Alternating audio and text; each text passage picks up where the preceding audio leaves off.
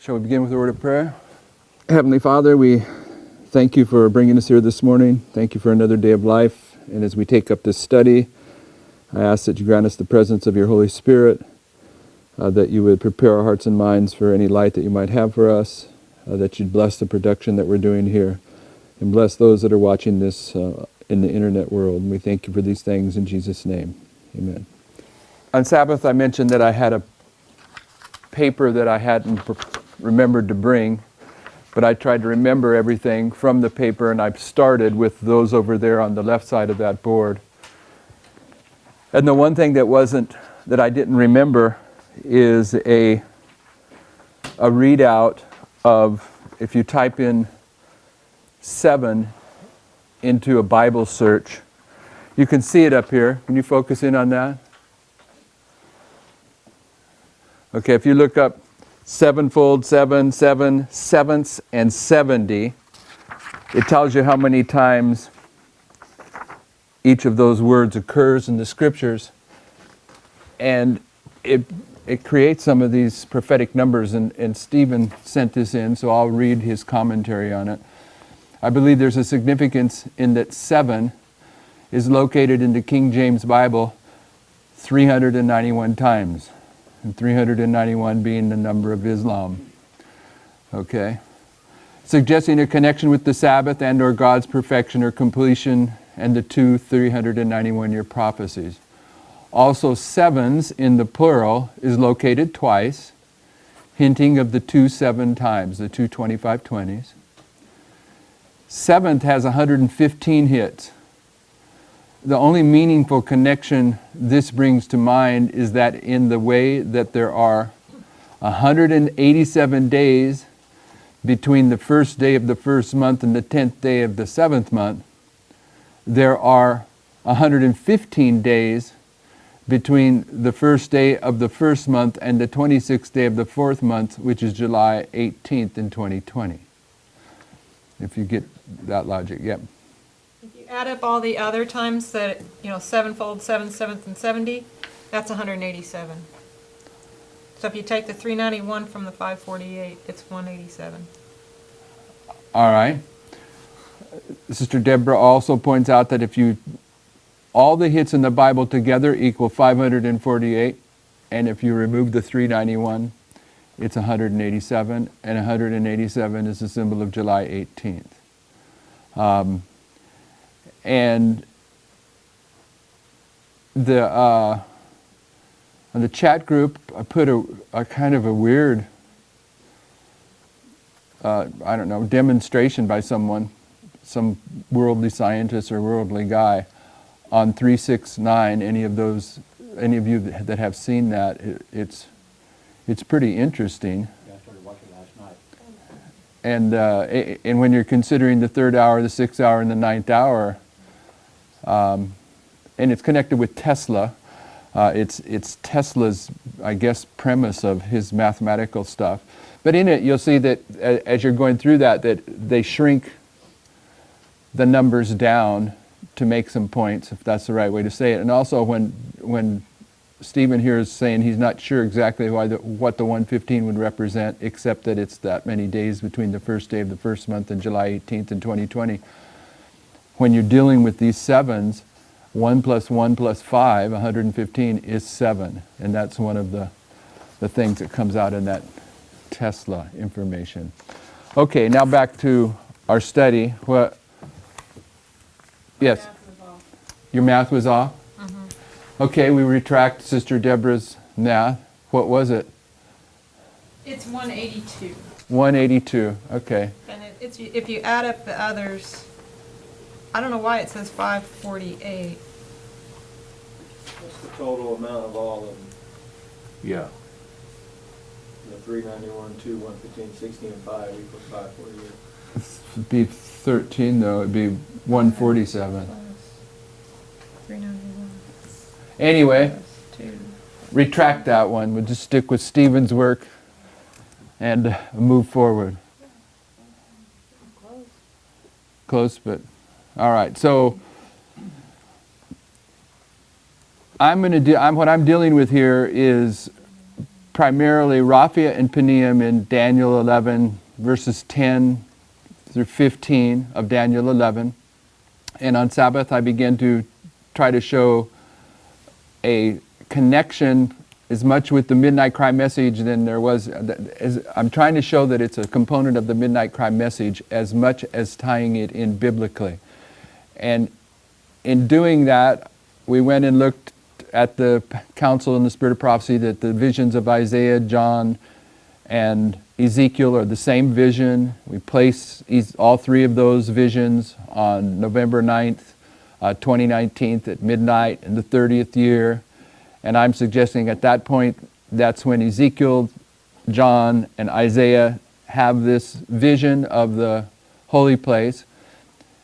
And part of that vision consists of Ezekiel seeing the wheels within wheels, which are at first glance all confusion, but they're actually in perfect order. And I'm suggesting that when we look at Raphia and Peniam in Daniel 11, we need to make sure we understand the connections with other passages of the scriptures that prove that this is part of the Midnight Cry message. So what we did on Sabbath was we went and we showed that the third witness to the king of the south being swept away and leaving Russia. In Daniel 11 verse 40, when at the collapse of the Soviet Union, Russia was still standing. We did not see that in post-1989. We never saw that until December of 2016. But our witness to that is in Daniel 11, 10 through 15, with the history of Raphia and Peniam, when the king of the south just comes up to the fortress, and the battle took place in a town, Raphia. The Battle of Raphia took place in a town that is on the border of Egypt, come right up to the fortress of Egypt, and that gave us a witness that in verse 40, it would be the countries of the Soviet Union that were taken away, but Russia would still be standing. But we went into Isaiah 8 to give a third witness to that, where the king of Assyria comes up to just to the neck. And we looked at verses 7 and 8 in Isaiah 7, where you have this weird, I say weird, nothing in the Bible is weird, but it's, for years to me it was, I did not understand what was the purpose of this, where it says the head of Rephaim, let's go there, the head, I couldn't understand the purpose of it until we got to the Midnight Cry message with Raphia and Peniam, because in Isaiah 7 verse 8 and 9 it says, the head of Syria is Damascus, and the head of Damascus is Rezin. And then in verse 9 it says the head of Ephraim is Samaria, and the head of Samaria is Remaliah's son. And it's given two witnesses that the head of a country is the capital city of the country, and the head of the capital city is the king. And these two witnesses in these two verses, 8 and 9, allow you to correctly understand verse 8 of Isaiah 8, when it's talking about the king of the north coming into Judah. It says, and he shall pass through Judah, he shall overflow and go over. And this expression, overflow and go over, is the identical expression that's in Daniel 11 verse 10 and Daniel 11 verse 40. So this verse is connected by the characteristic of what the king of the north does when he comes and conquers. He overflows and passes over. It says he shall reach even to the neck. And if you didn't have verses 8 and 9 of chapter 7, you wouldn't have the justification for understanding that the king of the north is only going to come up to the neck, thus leaving the head. So what's the head? Well, in verse 40, it's Russia. In verse 10 of Daniel 11, it's Egypt. And in verses 8 and 9 of chapter 7 of Isaiah, it's the king of Israel and the king of Syria. The point being is, it's in verse 8 of Isaiah 7 that we have the 65-year prophecy that is the cornerstone of the 2520 chiasm. So you have to reference verse 7 and 8 in order to establish the message of Raphi and Peniam. The message of Raphi and Peniam is the message that the Lord removes his hand from, as he removed his hand from the message of the fullness of the year in the Millerite history. So we see a direct connection here with the 2520. And I'm saying that we have to acknowledge and understand that connection to get the full impact of the significance of Raphi and Peniam. And that's what we were doing, what I was trying to accomplish on Sabbath, was to make sure that we've seen that. But there's more to Isaiah 6 through, at least through chapter 8, that has to be put in place in order to see the connection with Raphi and Peniam in Daniel 11, to understand that Raphi and Peniam are the midnight cry message, and that immediately after the Lord opened up this truth to us in December of 2016, when we moved into the year 2017, this is where the issues, the shakings that were being produced, I think, artificially. Many of them now, I look back, were being produced artificially by Parminder, because Parminder did not want us to come to grips with the understanding of Raphi and Peniam and the significance of them.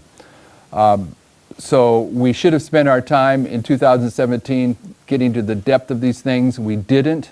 We're doing catch-up now. But that's all right. The Lord's in control. So I'm on page 3 of your notes. And in Isaiah 7, 8 through 10, I think we read yesterday. But there is one other thing.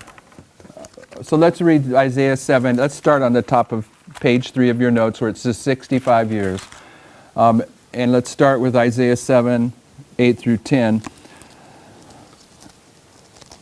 For the head of Syria is Damascus, and the head of Damascus is Rezin, and within 65 years shall Ephraim be broken. Ephraim is a word for Israel. Israel is the northern kingdom. Shall Ephraim be broken, that it be not a people, and the head of Ephraim is Samaria, and the head of Samaria is Remaliah's son. If you will not believe, surely ye shall not be established. Now, in the center of page 3 of your notes, under Shir Jashub, which is one of Isaiah's sons, you see Isaiah 7:10. Moreover, the Lord spake again unto Ahaz, saying, okay, and that should probably be Isaiah 7:9 that I have reference there. What we just read, if you will not believe, surely ye shall not be established. You'll see next to it that 2 Chronicles 20:20. Go there and you'll see the similarities in the expression in 2 Chronicles 20:20. But what is 2 Chronicles 20:20? It's a doubling, right? And it might even be speaking to what? It might be speaking to the midnight cry because it's a doubling. What else might it be speaking to? How about the year 2020? And we're going to go to 2 Chronicles 20:20, so keep your finger there if you're there. I'm going to go back and read verse 9 again, the last part of it, so you have that expression in your mind. And the head of Ephraim is Samaria, and the head of Samaria is Remaliah's son. If you will not believe, surely you shall not be established. And what I'm saying in the context here, now we understand in verse 9 what you need to believe if you're going to be established is Russia. Verses 8 and 9 is proving that Russia is the truth the Lord removed his hand from. Okay, and if you won't believe that, you won't be established. But the only way you're going to see Russia is if you're understanding the war between who? The king of the north and the king of the south. In Daniel 11:40 and in Daniel 11:10 through 15. You have to see this struggle between the king of the north and the king of the south. That's why it's the king of Assyria that comes up to the neck. It's always the king of the north that overflows and passes over in chapter 8 of Isaiah and twice in Daniel 11. So you have to believe the message of Russia. So if you go to Isaiah, or to 2 Chronicles 20:20, it says, "And they rose early in the morning and went forth into the wilderness of Tekoa. And as they went forth, Jehoshaphat stood and said, Hear me, O Judah and you inhabitants of Israel. Believe in the Lord your God, so shall you be established. Believe his prophets, so shall you prosper." So this is a second witness to what it takes to be established.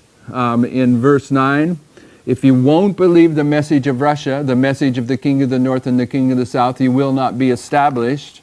And I would say, if you want 2020 vision, 2 Chronicles 20:20, if you want to be able to see clearly, then you have to believe his prophets and you have to believe the Lord God. And what is that? If you're going to believe the Lord God and you're going to believe his prophets, Bible and Spirit prophecy, what else is it? It's two witnesses. What's the two witnesses that I'm looking for that you guys are guessing at, but you ain't got it yet? That is also found in Isaiah 8. To the law and to the testimony, if they speak not according to this word. Okay, so in order to be established, you have to believe the law and the testimony. That's what's going to give you 2020 vision. So I want to jump ahead a little bit now. That's enough of 2 Chronicles 20:20, but not in your notes. You can keep your finger in Isaiah 8 if you still happen to be there, because you need to see this. If you go to Isaiah 11, and you can put this by 2 Chronicles 20:20 in your notes if you want to, because this is the next argument I'm going to make about what it takes to be established. In verse 14 of Daniel 11, and we'll go through this sequentially and in depth, but I'm not going to deal with it sequentially now, how it connects with Raphi and Peniam. I'm going to make a point from pioneer history about this. Verse 14 says, and of Daniel 11. No, Isaiah. You said Isaiah. I meant Daniel. You should know what I mean. Okay. This Daniel seems to be at the right place. Were you? I heard you say Daniel 11. Okay. All right, we got it recorded. Daniel 11 verse 14 says, now the story of Raphi and Peniam is verses 10 through 15, but in verse 14, this verse is kind of interjected into that history, and it says, and in those times there shall many stand up against the king of the south. Also the robbers of thy people shall exalt themselves to establish the vision, but they shall fall. Okay, so into this history, this becomes a cornerstone verse for Millerite history. Okay, because here is the first place that pagan Rome is introduced into Bible prophecy in Daniel 11. And it becomes part of the charts. Right here, 158. Over here, I'm sure they have it referenced somewhere over here as well, right here, okay? It's the league between the Romans and the Jews. 158, Rome's coming into history. The league is going to come later. They're coming together. But in this threat that's coming against Egypt in this history, Rome is going to become the protector of an Egyptian king who's 5 years old. They come into history, and it leads to this league. I put that out of sequence. But it becomes a cornerstone verse in Millerite history, because when you come to New Theology and Adventism, the argument of this verse is over the robbers of thy people that exalt themselves to establish the vision. And the argument is, the Protestant view, which Adventism has accepted, is that the robbers of thy people is Antiochus Epiphanes, and not the Millerite position, which identifies it as pagan Rome.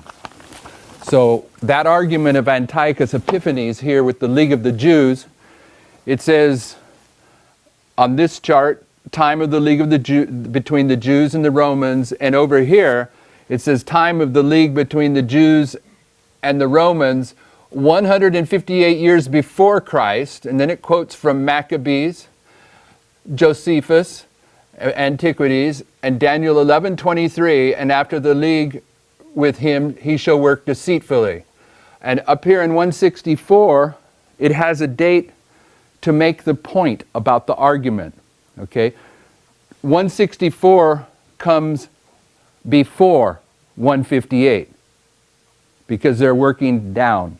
Okay, and it says up here 164, death of Antiochus Epiphanes, who of course stood not up against the Prince of Princes, as he had been dead 164 years before the Prince of Princes was born.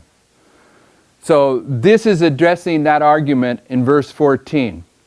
The argument being that the Protestants of Millerite time period believed that the robbers of thy people was Antiochus Epiphanes, but in Daniel 11 it says that whoever these robbers of thy people are, they're going to stand up against the Prince of Princes, and he was dead 164 years before Christ is even born. But that issue, it gets on both these charts, symbolically represented by the year 158. And the only point that I want to bring into here is that it became such an issue in Millerite history, and it's been an issue in this movement all along, when we were arguing about whether the insects in the book of Joel were Islam, or whether they were the 144,000, or whether they were Rome. The first point of reference is verse 14 of Daniel 11. It is Rome that establishes the vision. So if you have to believe in verse 8 of Isaiah 7, the testimony of the head of the nation is the capital city, and the head of the capital city is the king. If you have to believe that to be established, but those witnesses are showing you who the war between the king of the north and the king of the south, and Rome is the king of the north, then you have to believe the truth about the king of the north to be established. And to the law and the testimony, if they speak not according to this word, there is no light in them. That's some of the sinister part of what Parminder and Tess are teaching. They're destroying the ability to make the distinction about who the king of the north, who the king of the south, who the dragon, the beast, and the false prophet are, because they've rejected the threefold union, and they've made the United States the dragon across the board in everything it does, when actually they're the representatives of the dragon. So they've clouded the issue. So, just to recap, you would say that the 164 and the 158 on the 1843 chart are there just to represent that argument that was going on? Yes, I've always said that. Okay, and then so 158 is representative, the number 158 is representative of an argument, and that's also August 15th, where there was the midnight cry going forward, right? If we're taking the 187 and we're allowed to apply that the same, so then how would you tie in August 15th with that same argument? And I can leave it for later, just a question to think about. Well, this is the argument of the midnight cry. In this level of the priest, P&T have a counterfeit midnight cry message, and we have the true midnight cry message, and we've got sidetracked for a couple years on investigating what we should be investigating. This is part of that investigation. If you're in Daniel 11, go to verse 23. This is what this chart references. This isn't in your notes. I'm getting ahead of myself, but we're here on this thought so we can finalize it. In verse 23 of Daniel 11, it says, "And after the league made with him, he shall work deceitfully, for he shall come up and shall become strong with a small people." Okay, this is where the Jews reach out to Rome to form a league for protection. And you'll see that on the chart that the date is marked as 158. But in reality, if you read God's Helping Hand, Uriah Smith, Thoughts on Daniel and Revelation, When was it that they actually struck the league with the Romans? It was 161.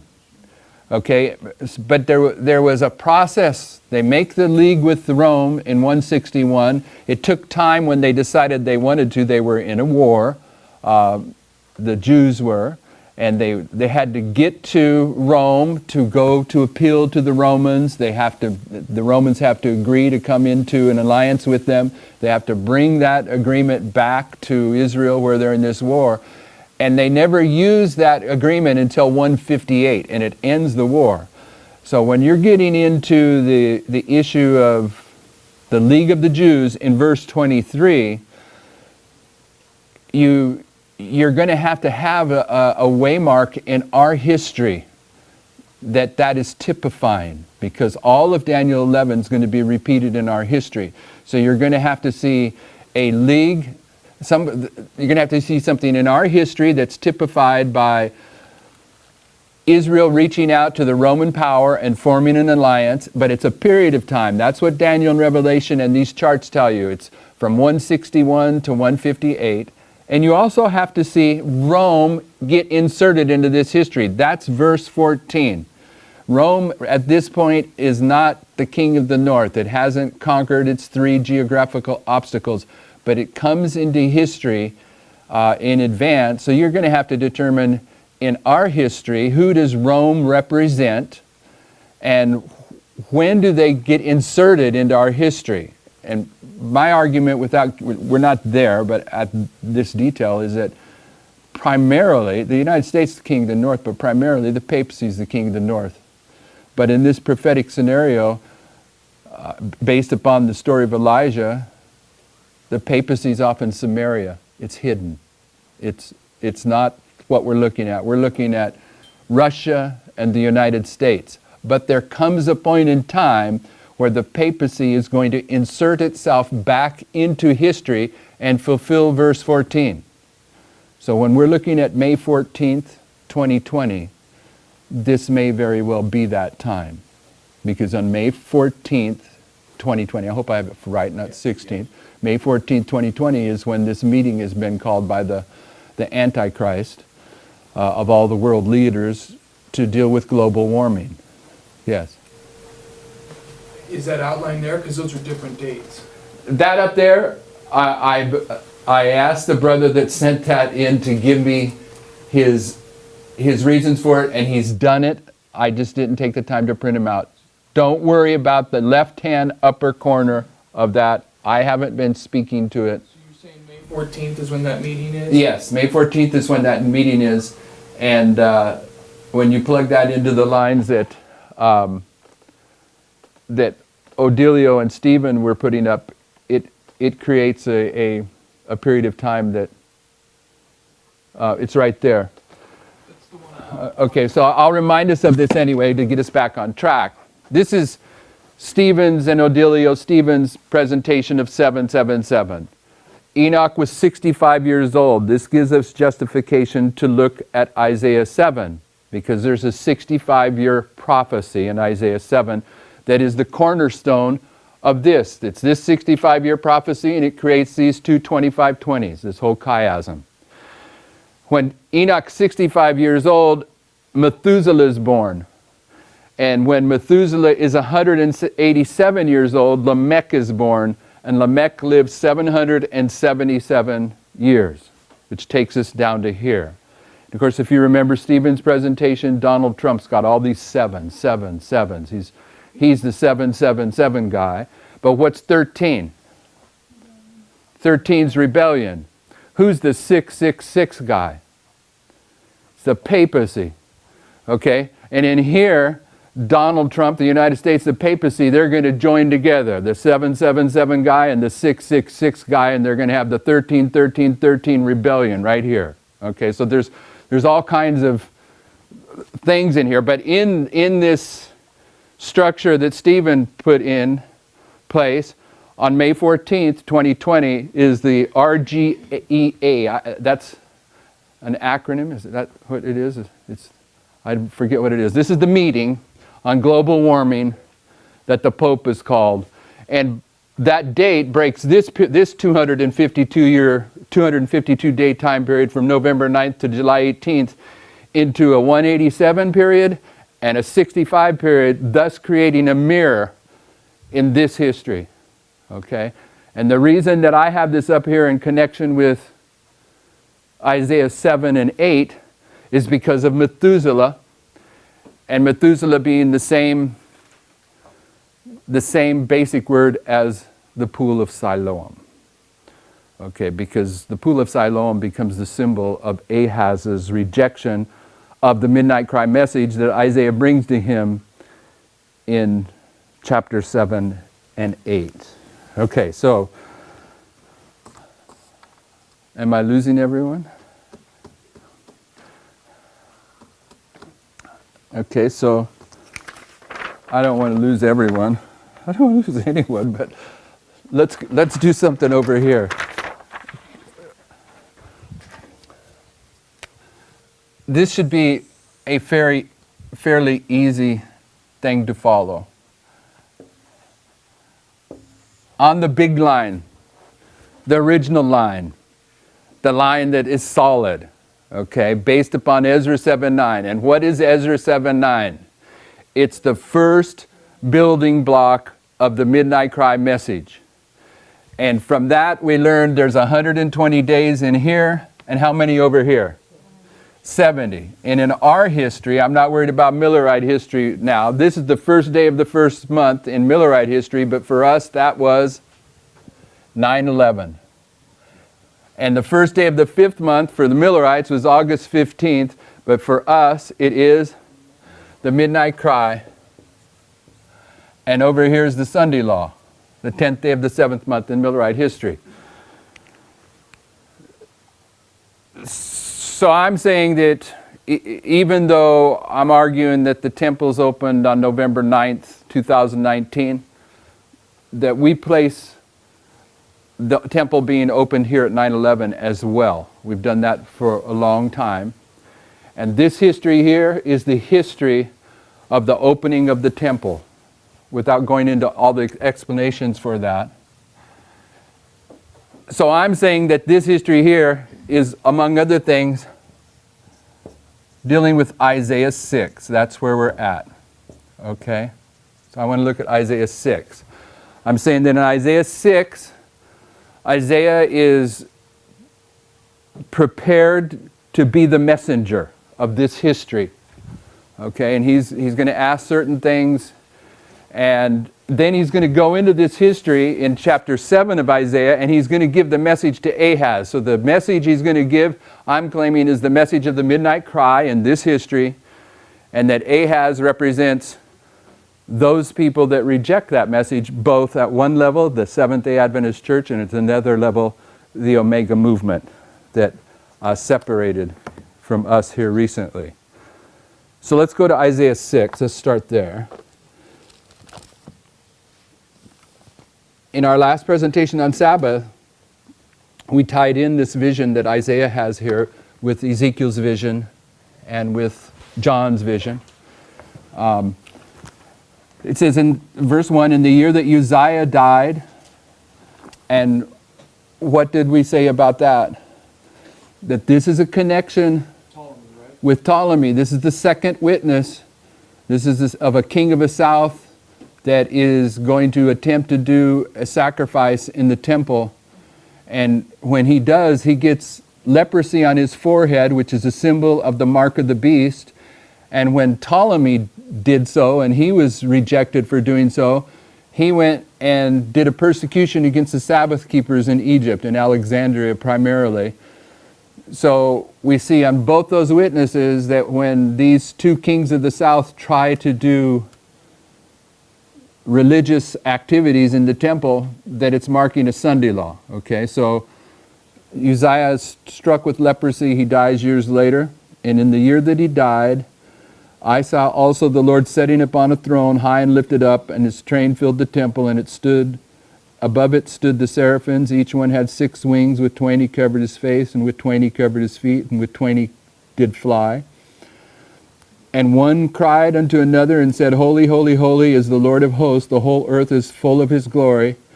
So if you see the breakup of the seraphims, they got two covering his wings, two covering his face, two covering his feet, and two that he flies, okay? 3 times. Then you got 3 holy, holy, holies. We always put this as a symbol of the third angel's message that is empowered at 9/11, because that's when the earth is lightened with the glory of the Lord, okay? Verse 4, and the posts of the door moved at the voice of him that cried, and the house was filled with smoke. What does it mean? This is review. What's it mean when the temple is filled with smoke? Change of dispensation. When the Lord is finished with the work in the sanctuary in Revelation 15, the temple is filled with smoke, and then come the 7 last plagues. Okay, so it's a change of dispensation, and we marked a change of dispensation at 9/11. And Isaiah sees this. It says, then said I, woe is me, for I'm undone, because I'm a man of unclean lips. We read commentary on this last week. He's been a prophet. Now he realizes on Sabbath, we read that. He realizes that he's guilty of the same sins he's been identifying the children of Israel as participating in. Woe is me, for I am undone, because I'm a man of unclean lips, and I dwell in the midst of a people of unclean lips, for mine eyes have seen the King, the Lord of hosts. Then flew one of the seraphims unto me, having a live coal in his hand, which he had taken with tongs from off the altar. And he laid it upon my mouth, and said, lo, this hath touched thy lips, and thine iniquity is taken away, and thy sin is purged. His sin is removed. He's now ready to be used by the Lord. Verse 8, also I heard the voice of the Lord saying, whom shall I send, and whom will go for us? Then said I, here I am, send me. And he said, go and tell this people, hear ye indeed, but understand not, and see ye indeed, but perceive not. Make the heart of this people fat, and make their ears heavy, and shut their eyes, lest they see with their eyes, and hear with their ears, and understand with their heart, and convert, and be healed. So we're marking this at 9/11. The Lord is raising up an army at 9/11 based upon Ezekiel 37. They're going to carry a message to Adventism at this point, and their sins have to be put away to do so. And once Isaiah's understood that he's prepared to give the message, then he realizes how horrible and hard it's going to be. So he asks the question in verse 11. Then said I, Lord, how long? And I answered, until the cities be wasted and without inhabitant, and the houses without man, and the land utterly desolate. And the Lord hath removed men far away, and there be great forsaking in the midst of the land.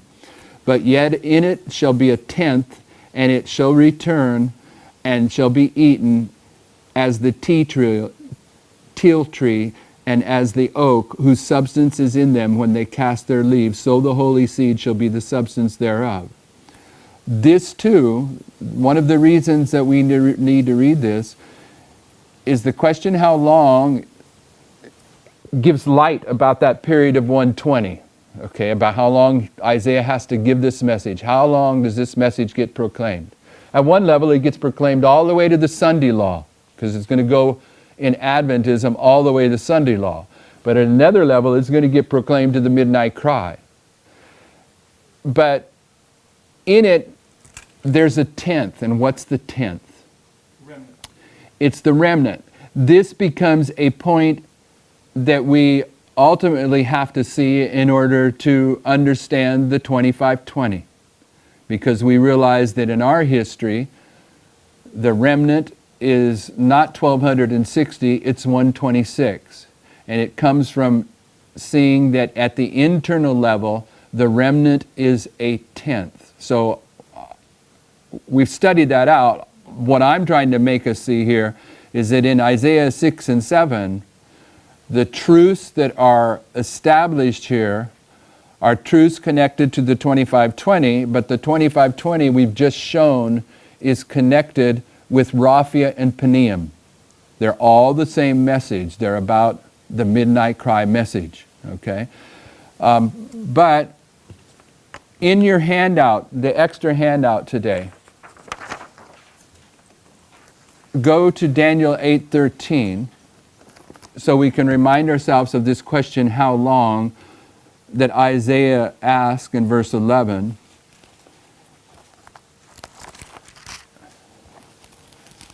And we need to remind ourselves that Adventism is wrong on Daniel 8 and has been for many, many years. They weren't wrong in the beginning. On this chart here, it's easy to see that they weren't wrong because here it says 508, pagan dominion or the daily taken away. The pioneer understanding of the daily in the book of Daniel is that it represented paganism, but in Adventism's apostasy, they accepted apostate Protestantism's definition of the daily and said it represents Christ's sanctuary ministry. And therefore, when they come to Daniel 8:13, they approach Daniel 8:13 incorrectly.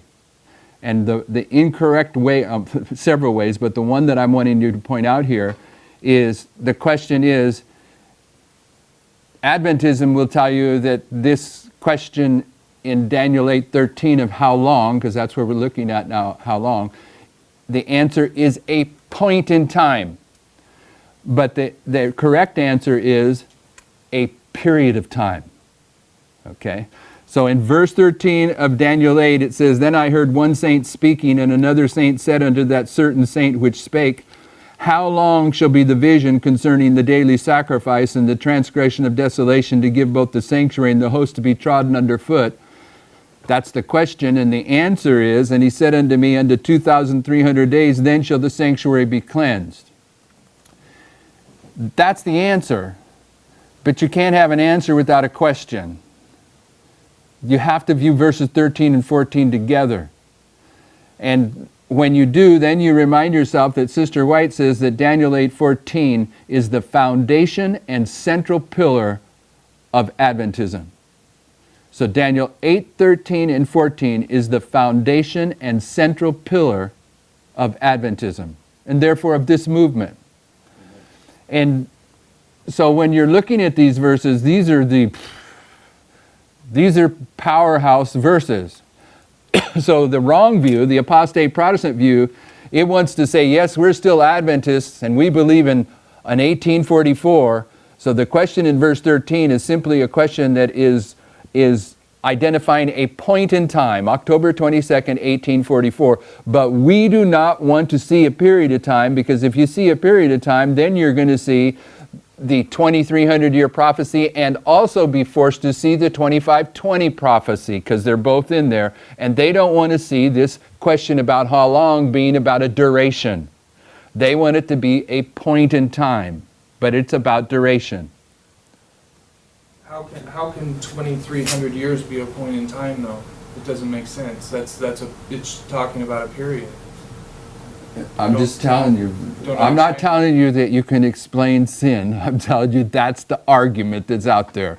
I can't defend it. That's their point. They will tell you that this question, how long, in the Hebrew, demands a point in time for the answer, not a period of time. And I'm just using their foolishness to help everyone see the distinctions here, because we have more to say about Daniel 8:13 here.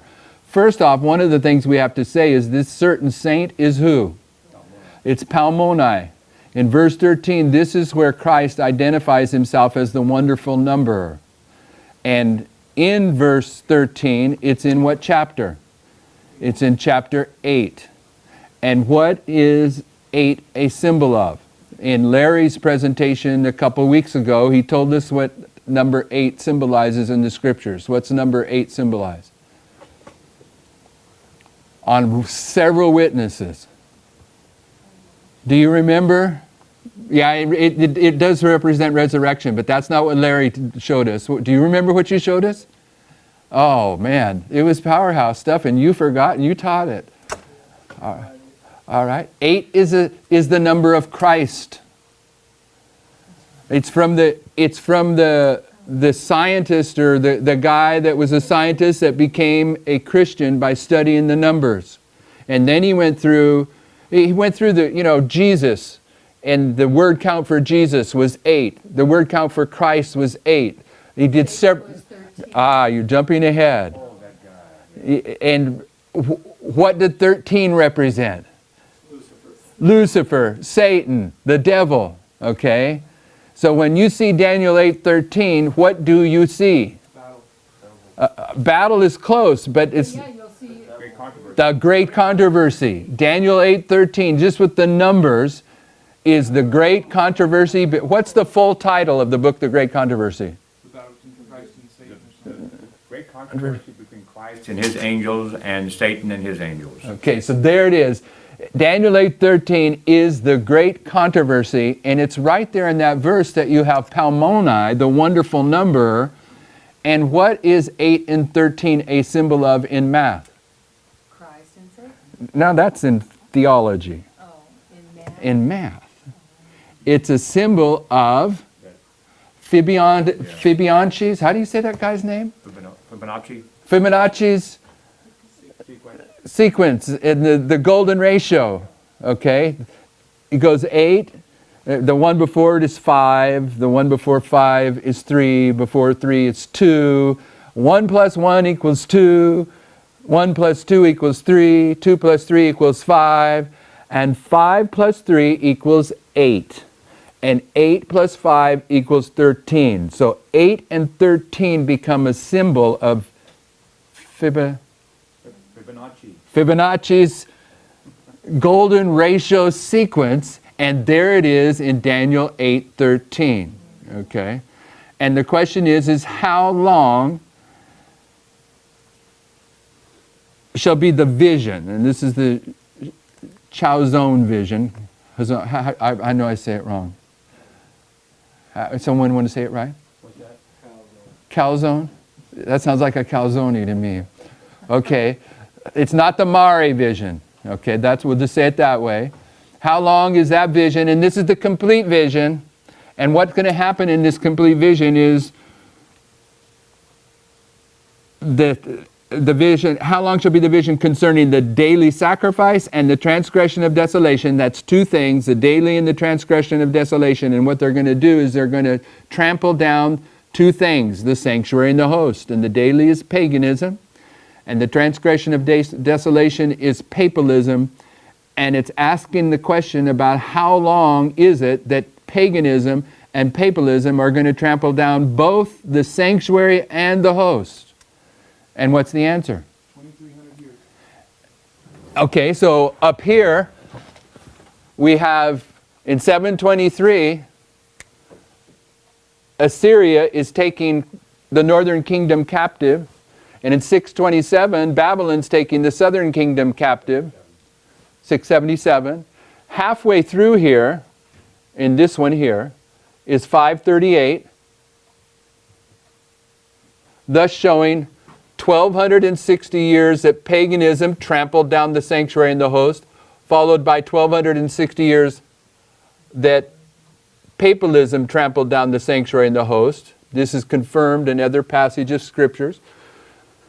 So the question is, how long shall paganism and papalism trample down the sanctuary and the host? It's a question about duration. And the Adventist Church doesn't want to acknowledge that because it doesn't want to acknowledge the 2520. So when does the host and the sanctuary cease to be trampled down? 1844. I know that some people will say 1798. Hiram Edson would say that. That's his premise. But there is a separation process here that's establishing the host that's going to enter into the sanctuary on October 22nd, 1844. And why is it important to see that? Because in our history, we have this same structure with the 126s. Okay, so, but anyway, that's Daniel 8:13. So the question in that one is, how long does this go on? And it goes on till here. And what takes place here? The sanctuary and the host are restored. Do you see that? Yes. Okay, so my point is this, if this is Isaiah 6, And Isaiah asks, how long do I have to give this message? How long does that message go for? Until the sanctuary and the host are restored. And on this line, it would be here for the priests, here for the priests and the Levites, because we know about fractals. If you want to do just the big one, it's all the way to here. But to here, you have to have both the sanctuary and the host restored. And when's the sanctuary rebuilt? So when they come out of Babylon and they rebuild the sanctuary, they rebuild the temple, what else do they rebuild? The street and walls of what? Jerusalem. Because this is Jerusalem, is it not? This is the first day of the 5th month. This is when Ezra arrives at Jerusalem. So Jerusalem is marking when the temple is restored, the city is restored, the streets and walls are restored. So when in Isaiah 6, he asks, how long do I have to give this message? According to Daniel 8:13 and 14, you have to give the message until the host and the sanctuary are back in place. You follow that logic? And now what I want you to see is this, if you will see it. This how long in Daniel 8:13 and 14 has to be understood in Isaiah 6. It's the same question. All the prophets agree with one another. That was our scripture reading for Sabbath. The spirit of the prophets are subject to the prophets, for God is not the author of confusion. So Isaiah 6's question about how long do I have to give this message, it's going to be the same how long in Daniel 8:13 and 14. And line upon line, we need to understand what the conclusion is. So there's several other how longs, but I want to go to one in Zechariah 1 verse 12. This is in your handouts, your extra handouts today. Zechariah 1 verse 12.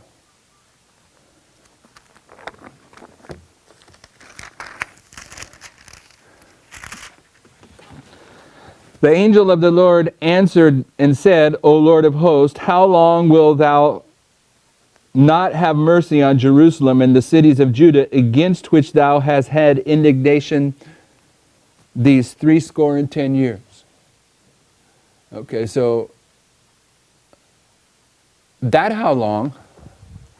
What's 70 years? So if we're going to look, and I'm saying we're looking here. We're looking to here. Okay? I'm saying we can put a 70 in here. We can take it out to here, but the 70 is also a symbol of the trampling down of Jerusalem. Is it not? Is it? Yes. In Prophets and Kings, page 714, Sister White says the 70 years of desolation was the same as this, the 1260. Prophets and Kings 7:14. Okay, this here is where papal Rome is trampling down Jerusalem for 1260 years, and Sister White compares that with 70 years of trampling down. Of course, there's more than 170 years of trampling down, but we're taking it at the prophetic level. This is a trampling down. It's 1260. It can also be 70. And in this regard, I'm going to plug this 70 in here and say that the question is, how long until you have mercy? Right? So go to Ezra.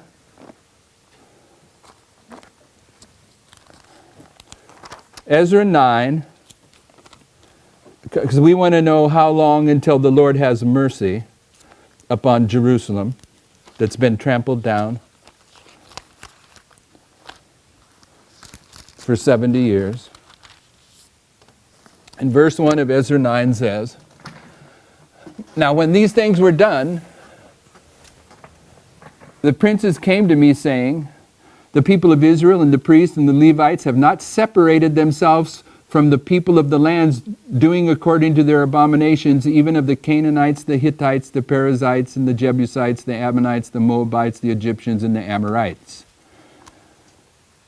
So Ezra's doing a work of reform, and they come and say, hey, The Hebrews are still connected with these heathen women.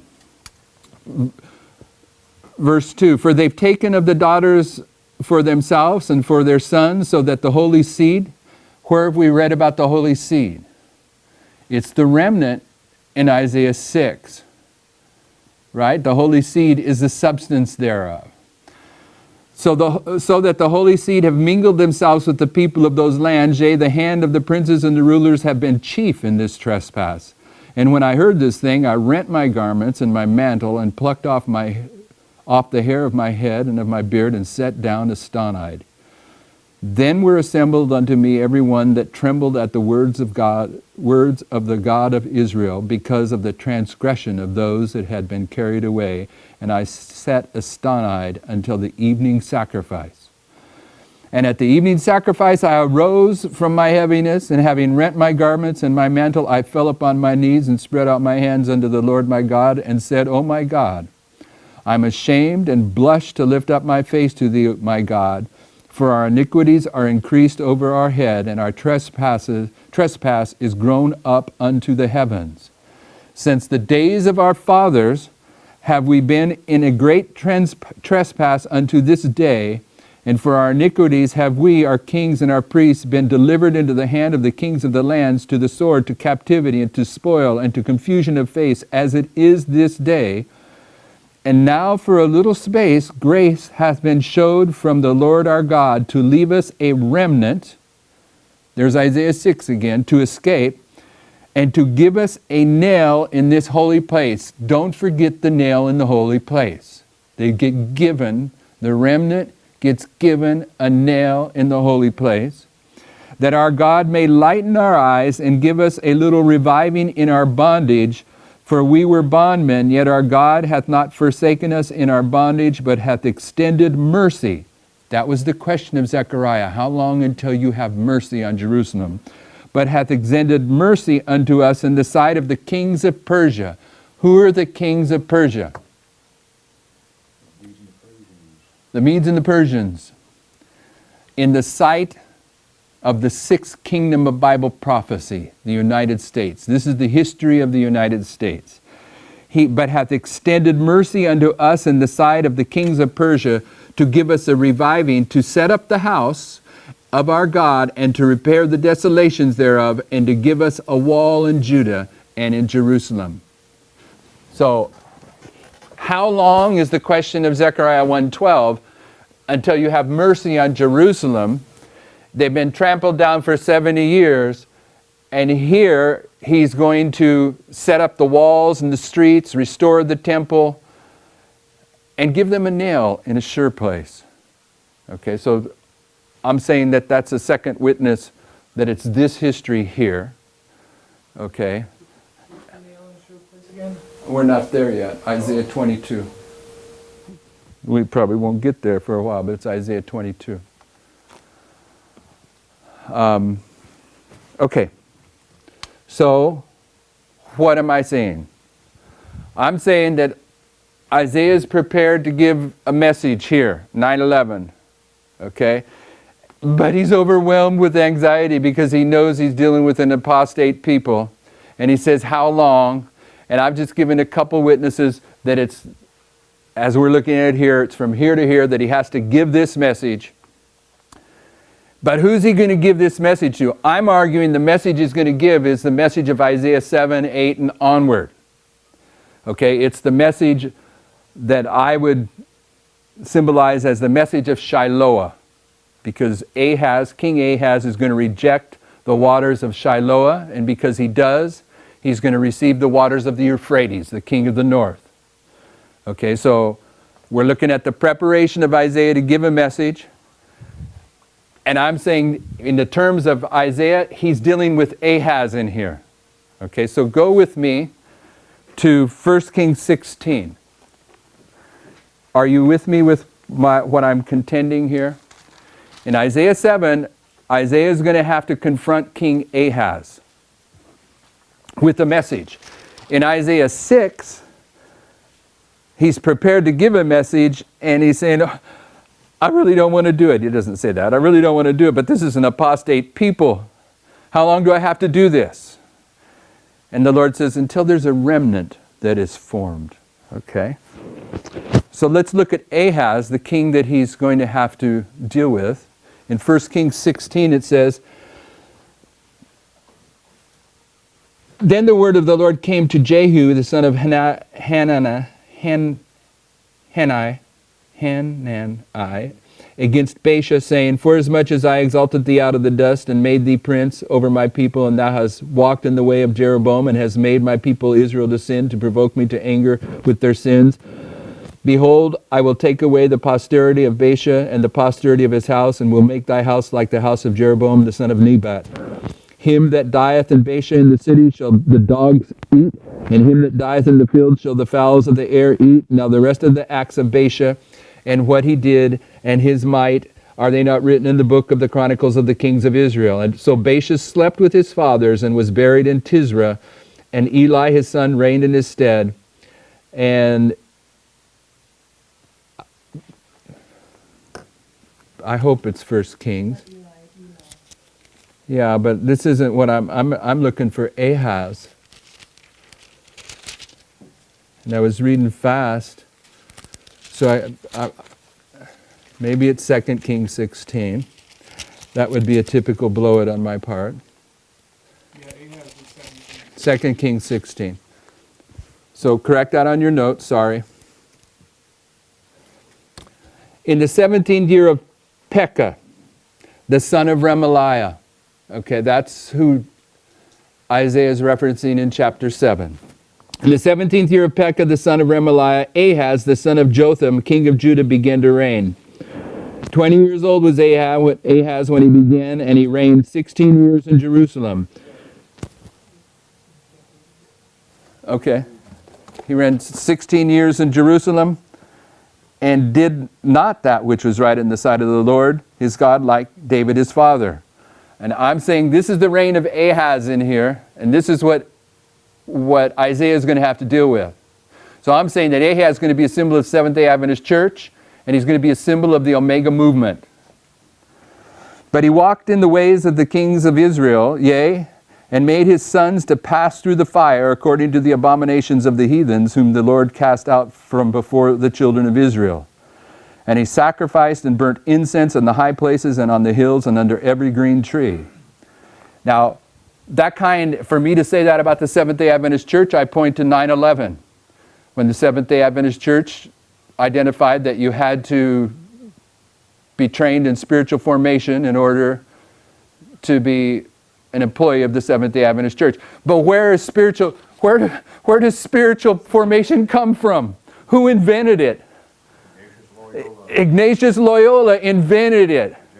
So when you see Tess and Parminder lifting up the Jesuit order as something that is good, a good benefit on planet Earth, and bragging that this current Pope is the first Jesuit Pope, they are in agreement with what the Adventist Church did at 9/11. That is where spiritual formation came from. So I'm saying that Ahaz in this history is representing both Adventism and the Omega movement. And you can see he sacrificed his sons to Moloch.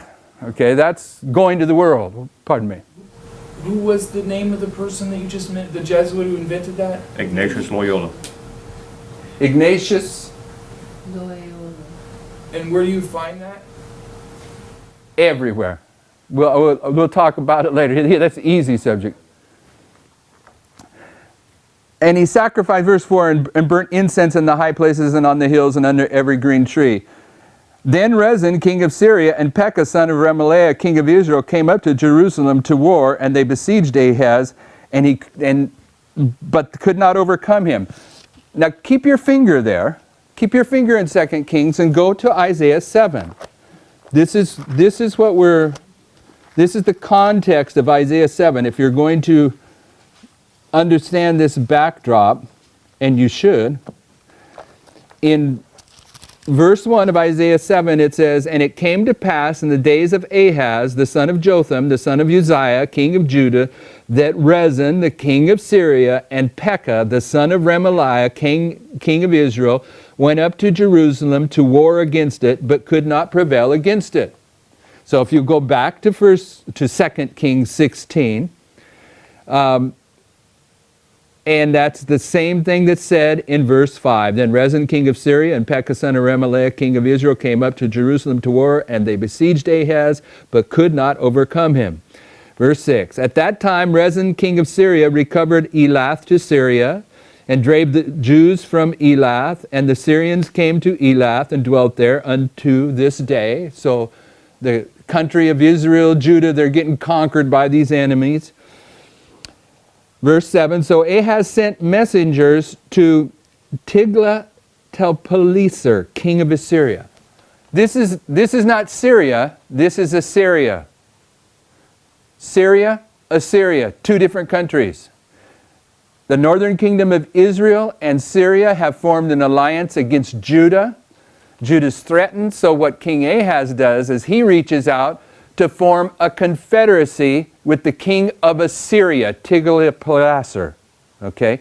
You have to notice, you have to know that. Keep your finger there in chapter 16. You got your finger in chapter 16. Go back to Isaiah 7 and go all the way over to chapter 8.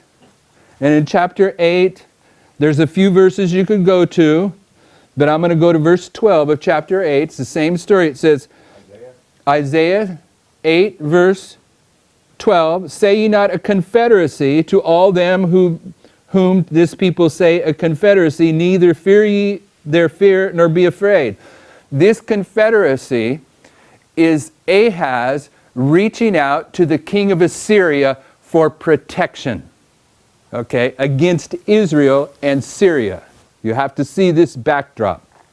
What verse is that in 2 Kings? In 2 Kings, going back to 2 Kings, 16:7. it's verse 7.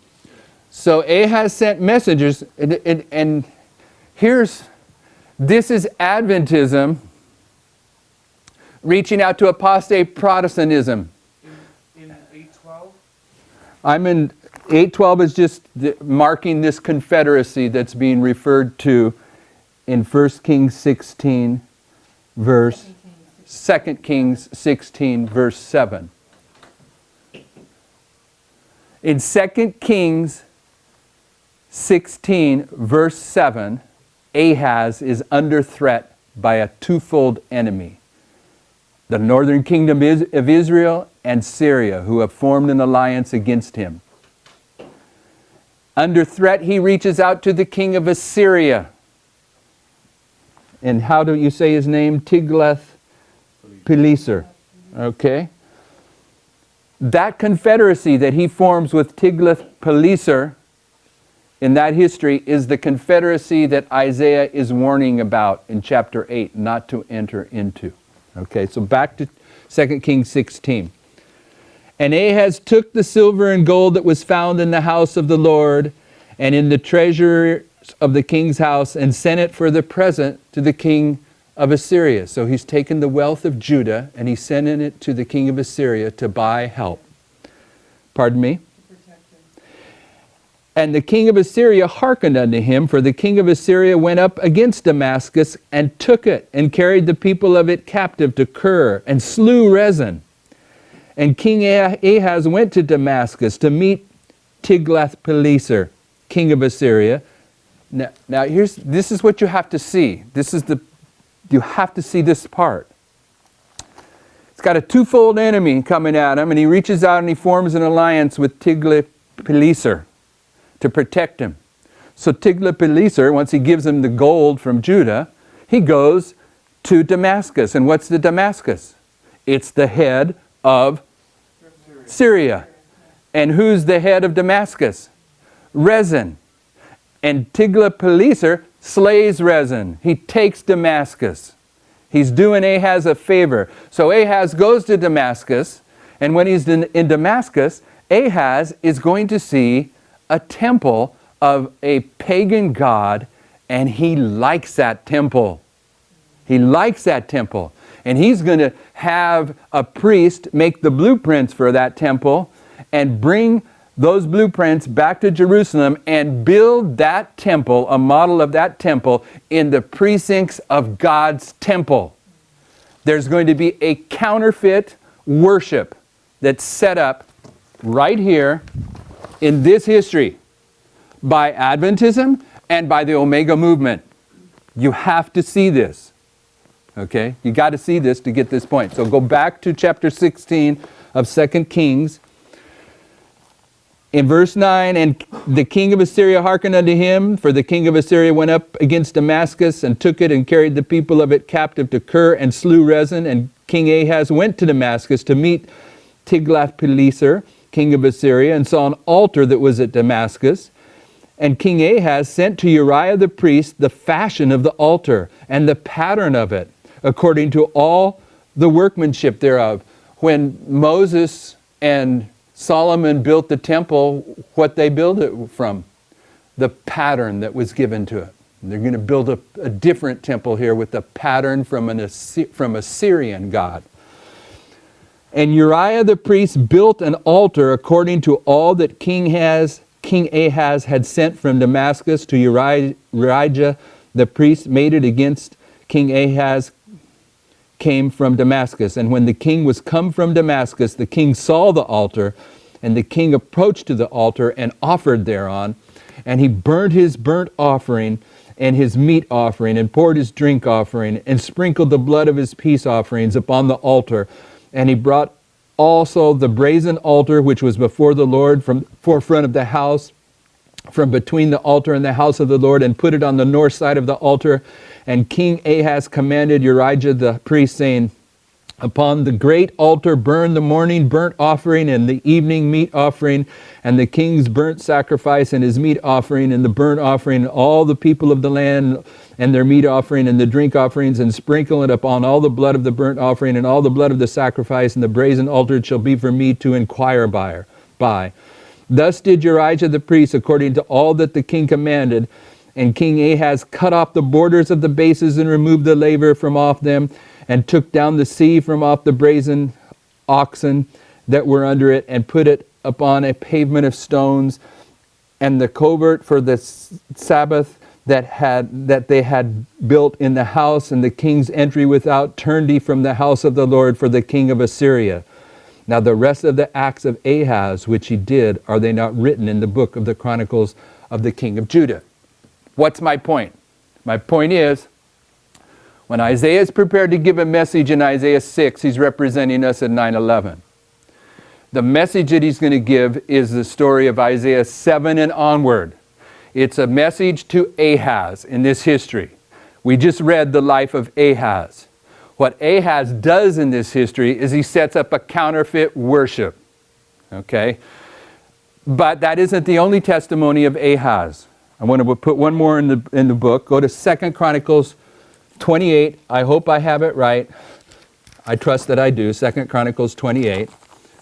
This is also a commentary on Ahaz, but it has a little bit different information. And verse 1 says, Ahaz was 20 years old when he began to reign, and he reigned 16 years in Jerusalem. But he did not that which was right in the sight of the Lord, like David his father. For he walked in the ways of the kings of Israel, and made also molten images for Balaam. Moreover, he burnt incense in the valley of the son of Hinnom, and burnt his children in the fire, after the abominations of the children whom the Lord hath cast out before the children of Israel. So what happens in this history? Children are going to get burnt. Okay? He sacrificed also and burnt incense in the high places and on the hills and under every green tree. Wherefore the Lord his God delivered him into the hand of the king of Assyria, and they smote him, and carried away a great multitude of captives, and brought them to Damascus. And he was also delivered into the king of Israel, who smote him with a great slaughter. This is when they first attack him. He's going to reach out after that to the king of Assyria to protect him. You follow me? And Zikri, a mighty man of Ephraim, slew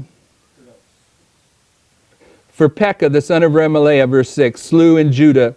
Thank you. I didn't want to miss that. Okay.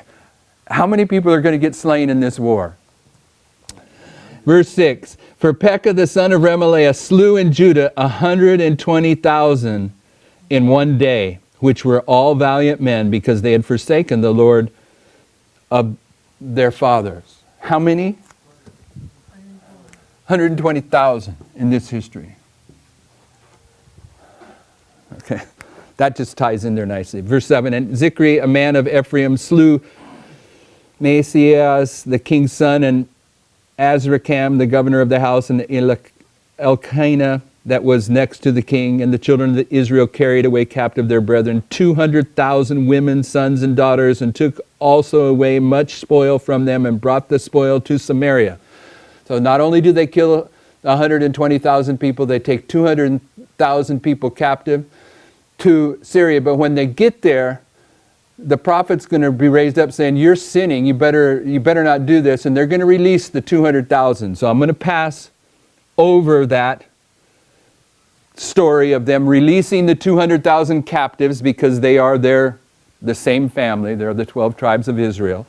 And in verse 15, it's ending that story. It says, and the men which were expressed by name rose up and took the captives, and with the spoil clothed all them that were naked among them, and arrayed them, and shod them, and gave them eat and to drink, and anointed them, and carried all the feeble of them upon asses, and brought them to Jericho, the city of palm trees, to their brethren.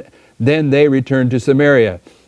At that time did King Ahaz send unto the king of Assyria to help him. Here's where the alliance takes place. For again the Edomites had come and smitten Judah and carried away captives. The Philistines also had invaded the cities of the low country and of the south of Judah, and had taken Beth Shemesh and Ajalon and Girderoth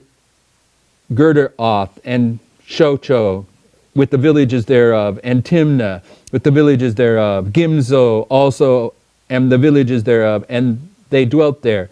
For the Lord brought Judah low because of Ahaz king of Israel, for he made Judah naked and transgressed sore against the Lord. And Tiglath-Pilneser, king of Assyria, came unto him and distressed him and strengthened him not. This is the confederacy that he formed, and he thought it was going to be good for him, but it wasn't. Say ye not a confederacy to all them that say a confederacy. Okay? That's the warning that Isaiah gives to Ahaz that he's not going to listen to. Verse 21.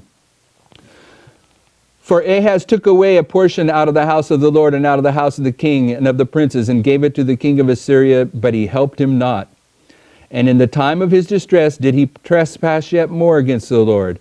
This is that king Ahaz, for he sacrificed unto the gods of Damascus, which smote him. And he said, because the gods of the king of Syria helped them, therefore will I sacrifice to them, that they may help me.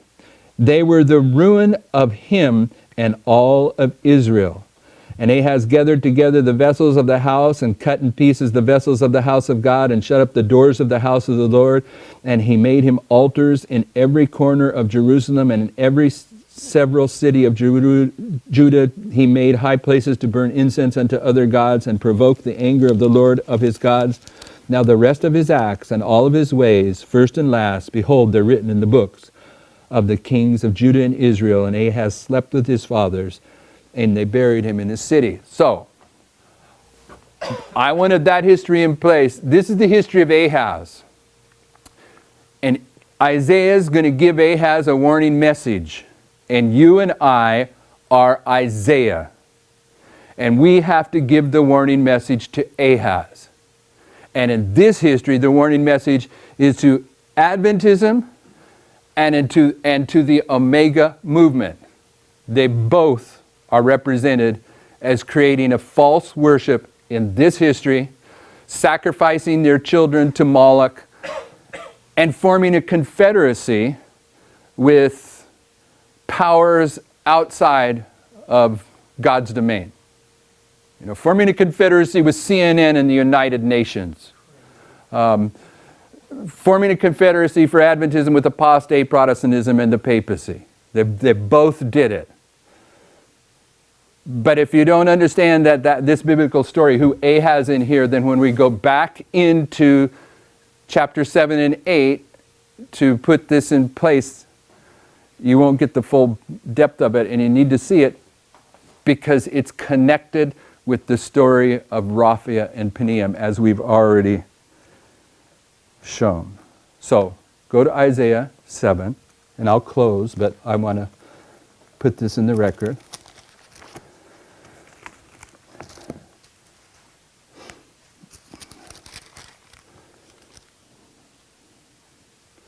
Come just read a little bit of Isaiah 7, and then a little bit of Isaiah 8, and I'll quit. Verse 1 of Isaiah 7. This is after Isaiah's been prepared to give a message in chapter 6. And it came to pass in the days of Ahaz, the son of Jotham, the son of Uzziah, king of Judah, that Rezin, the king of Syria, and Pekah, the son of Remaliah, king of Israel, went up to Jerusalem to war against it, but could not prevail against it. They couldn't take Jerusalem, but they took the rest of Judah. And it was told the house of David, saying, Syria is confederate with Ephraim, and his heart was moved in the heart of his people, as the trees of the wood are moved with the wind. Then said the Lord unto Isaiah, Go forth to meet Ahaz, thou and Shear-Jashub thy son, at the end of the conduit of the upper pool in the highway of the fuller's field. He's going to give a message. We're going to give a message to Ahaz in this history, whoever it represents. And when we do so, we're going to be standing at the conduit of the upper pool in the highway of the fuller's field. And the upper pool is the pool of Siloam. It's the pool of Shiloah. Okay, that's where we're giving our message. And we're also giving it at the fuller's field. Two things. And what's the fuller's field? The fuller's field is talking about a temple cleansing. Because in Malachi 3, the sons of Levi are going to be purified as with fuller's soap. Okay, so in this history here, you're going to have a temple cleansing going on, but you're also going to be at the pool of Siloam. And we're going to show you what the pool of Siloam is tomorrow, Lord willing. And then go to chapter 8. Oh, just one other thought from there. In verse 3 it says, Go forth to meet Ahaz, thou, and Shear-Jashub thy son. Isaiah's son Shear-Jashub means a remnant shall return. There will be a remnant in this history. And that was Isaiah 6. You give this message, but there will be a remnant that is established. Okay, the remnant is going to be the ensign that's lifted up. Okay, chapter 8. Verse 1, Moreover, the Lord said unto me, Take thee a great roll, and write in it the man with a man's pen concerning Meir Shalal Hashbaz. And that means make haste to the prey. And by that it means make haste to the booty. It means there's going to be, when you have a war and you conquer the people, you take the booty. But this is going to be a fast war. You're going to make haste. This is another one of Isaiah's sons. So now you got war. Now you're not talking about a remnant. You're talking about a war. Okay. Verse 2, he takes two witnesses, which is part of this movement. Upon the testimony of two things shall be established. And I went unto the prophetess, and she conceived and bare a son. Verse 3, Then said the Lord to me, Call his name Meir Shalal Hashbaz. For before the child have knowledge to cry, my father and my mother, the riches of Damascus and the spoil of Samaria shall be taken away before the king of Assyria. Isaiah is going to, in this history, get his wife pregnant, and before the baby can speak, the alliance with Assyria is going to have taken place, and Assyria is going to go deal with Damascus and Israel for Ahaz. But verse 5 is what I want, 5 and on, what I want to read to you in closing. The Lord spake also unto me again, saying, Forasmuch as this people refuses the waters of Shiloh that go softly, and rejoice in Rezin and Remaliah's son, now therefore, behold, the Lord bringeth up on them the waters of the river, strong and many, even the king of Assyria and all his glories, and he shall come up over all his channels and go over all his banks. and he shall pass through Judah. He shall overflow and go over. He shall reach unto the neck, and the stretching out of his wings shall fill the breadth of the land, O Emmanuel. So Isaiah is telling Ahaz about the northern kingdom of Israel and Syria being conquered by the king of the north. It's in this passage where we get second witnesses for the king of the north in verse 40 and verse 10 of Daniel 11. And these become present truth. They become part of the midnight cry message. But there's a rejection of the message of Shiloh in verse 4. And when you reject that message and you reach out for a confederacy as Ahaz does, you're rejecting the midnight cry message in this history. And the midnight. Yeah, Parminder would be, Parminder Tess would be Ahaz and Terry and the Adventist Church in that regard. But Shiloh is Methuselah. That's what we will show. And that message, Methuselah, is a message of 187. And 187 is a symbol of July 18th. And we'll show you that pools of water represent warfare. Shall we pray? Heavenly Father, we live in serious times and in time that is running out very quickly in terms of understanding the light that you're opening before us. I ask that you would give us eyes to see and ears to hear and a heart to understand, that we might be converted and be part of the work that's represented by Isaiah. But as Isaiah, we see that the message we have to give is a message to a people that are going to be unwilling to hear. They're not going to listen. But we must persevere.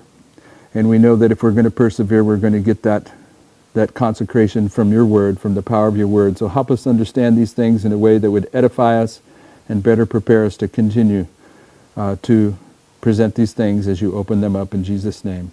Amen.